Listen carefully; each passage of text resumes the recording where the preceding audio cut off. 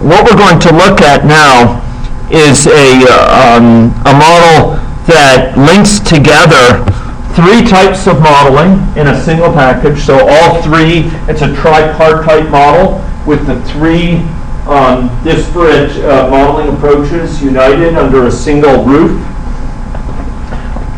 And specifically, it brings together dynamics associated with at the agent level here, characterized largely by state charts.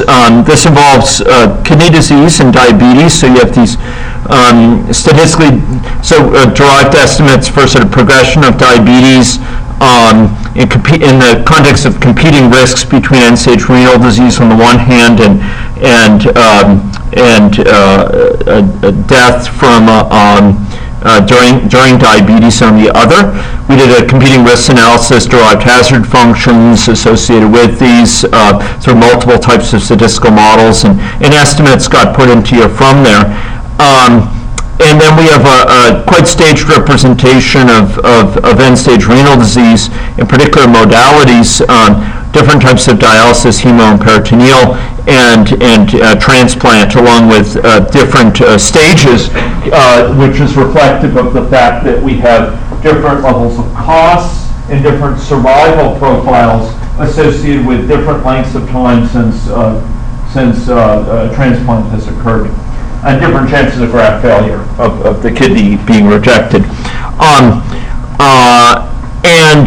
So this model is at an agent-based level. It's characterizing an individual's progression among states. We then have joined with this a situation where we have a discrete event model, and I'm going to have to zoom out to find that discrete event model, which is representing a person's progression amongst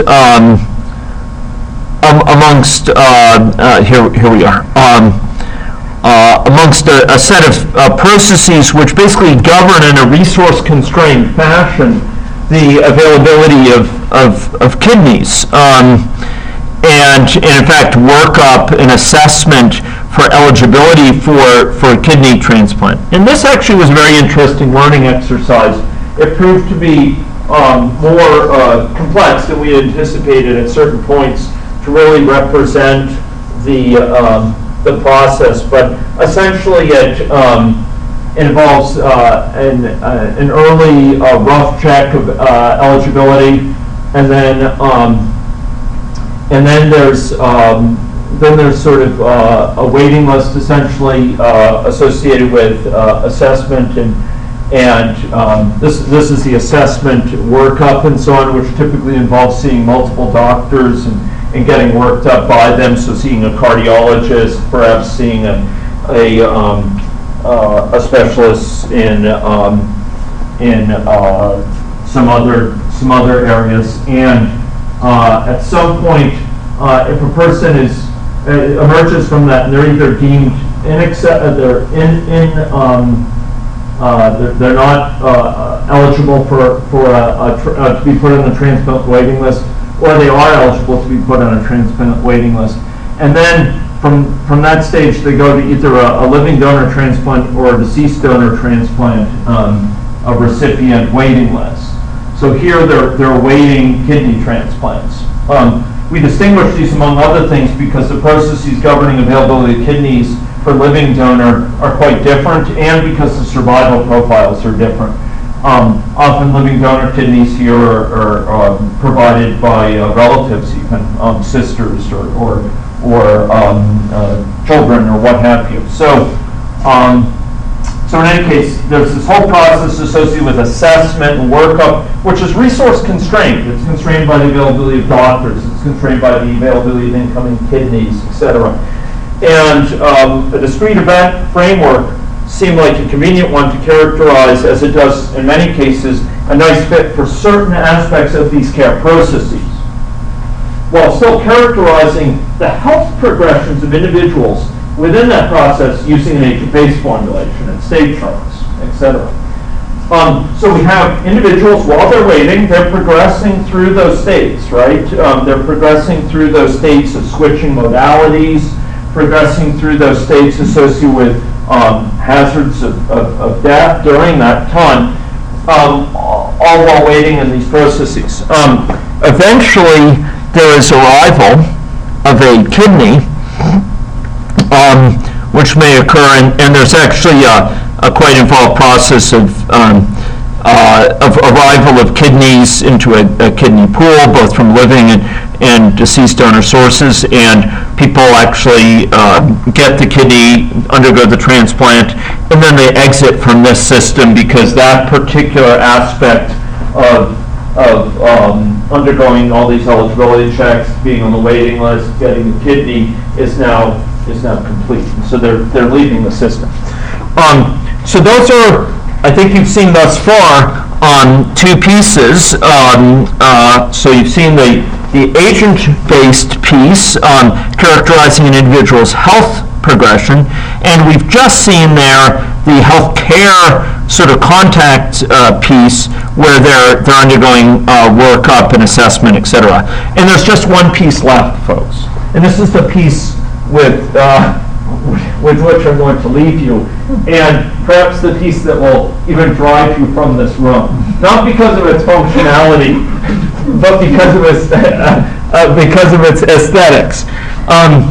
This was done in a hurry. I believe it's fundamentally correct, and in fact, I don't believe there's human error associated with it. I believe it's a reflection of AnyLogic's limited ability to preserve the aesthetic richness of a model that's imported from packages such as Vensim.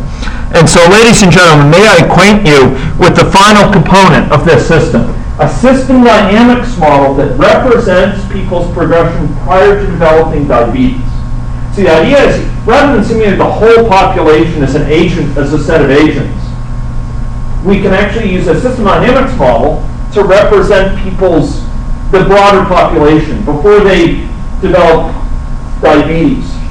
You can imagine extending it to before they develop pre-diabetes. Before they're the most keenest interest for our model, we represent them in a more aggregate, rough way.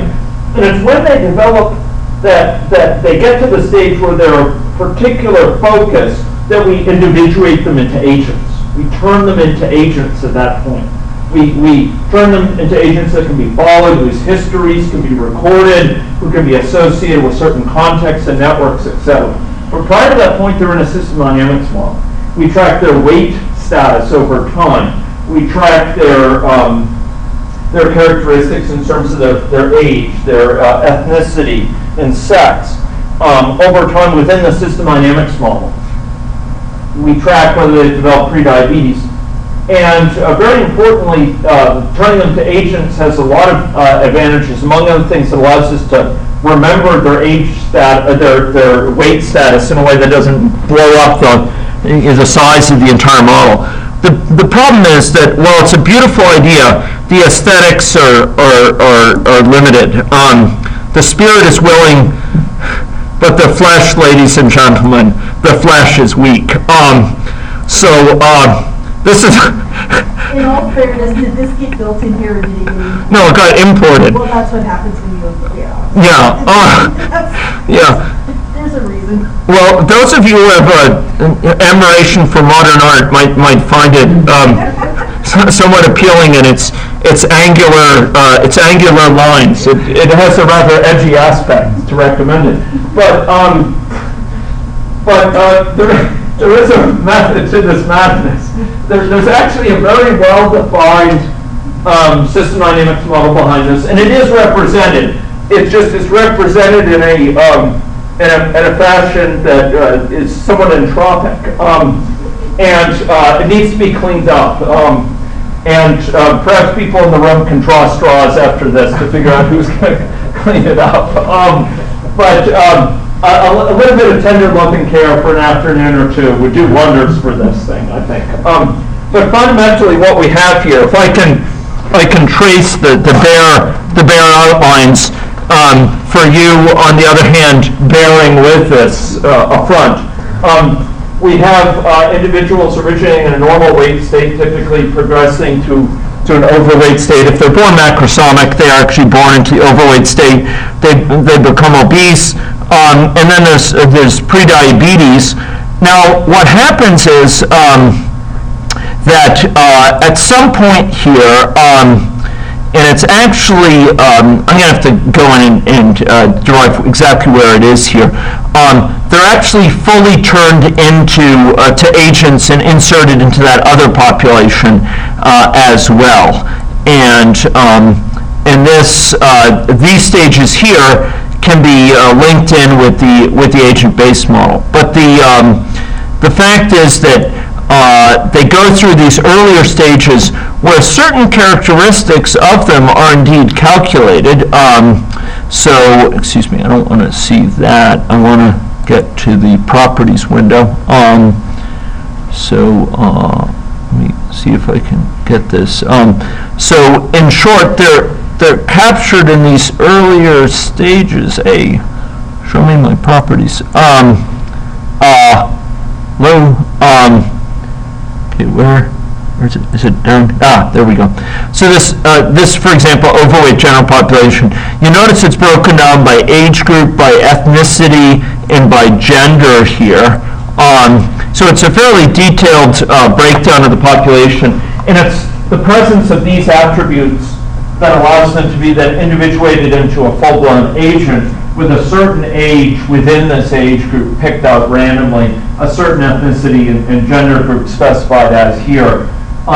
But they can then be associated with history information, et cetera, and they progress then through life.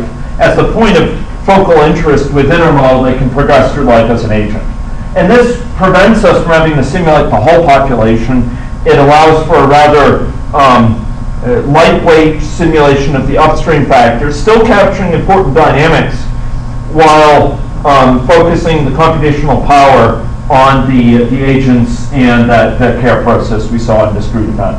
So here, in short, we have the uniting of these three types of modeling under a single framework.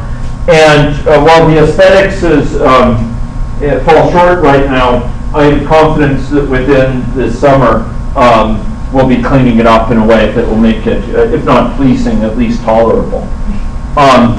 So this is a model which combines all three, and please do not for a moment think that the aesthetic affronts have to come with hybrid modeling.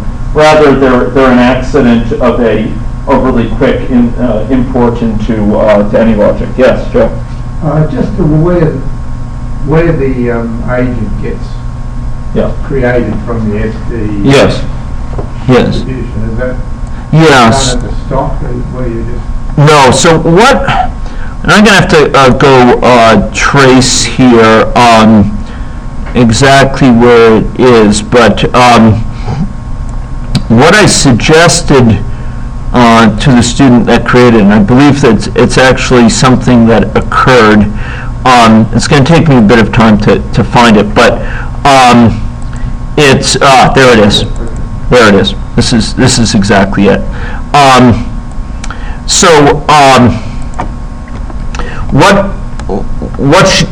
What's done here is that periodically there's with a certain cycle time. I believe it's one day in this case. There's basically you catch all agents who have flowed into a certain stock, and let's suppose there's 200 such agents or something. You insert into the agent population this number of them, and you notice you do that for multiple stocks.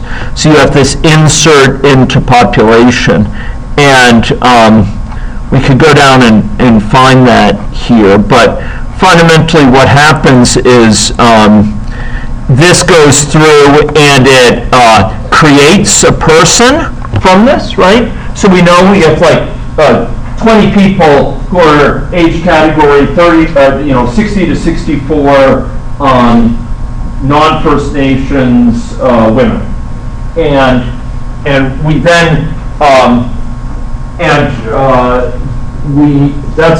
so these loops here over I, over J, over K, this requires removal of manifest constants now that I look at it. This is, believe it or not, this is pretty, a big affront to me aesthetically as well.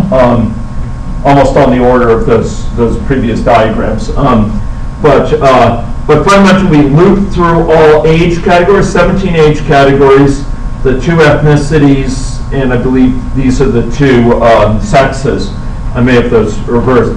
And we find the number of people of that who are in the given stock of that size, and we then basically create each of those people within the population as a whole person.